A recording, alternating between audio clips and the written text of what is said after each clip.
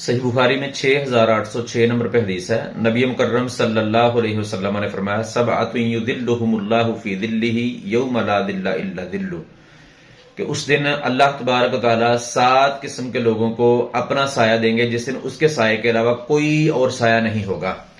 उनमें से एक बंदा, रसूलुल्लाह सल्लल्लाहु अलैहि वसल्लम ने फरमाया, वराजुलुन कल्बुहु मुअल्लकुन फिल मस्जिद, ऐसा बंदा कि उसका दिल मस्जिद के साथ लटका हुआ है, यानी वो मस्जिद के साथ इतनी मोहब्बत करता है कि उसकी आबादकारी के लिए खुद भी नमाज पढ़ने के लिए मस्जिद में आता है और जो जो उसकी आबादकारी के लिए लाजिम चीजें हैं उन पर वो अमल करता है।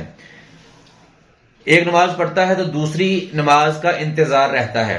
अगर मस्जिद से किसी जरूरी काम की वजह से निकल कर जाता भी है बतकादा बशरियत, लेकिन वापस आने का इंतजार उसको, दूसरी अजान का, दूसरी नमाज के वक्त का इंतजार रहता है। इतनी मोहब्बत करता है मस्जिद के साथ, तो उसको अल्लाह ताला उस दिन अपना साया देंगे जिस दिन उसके साये के अलावा कोई और साया नहीं होगा।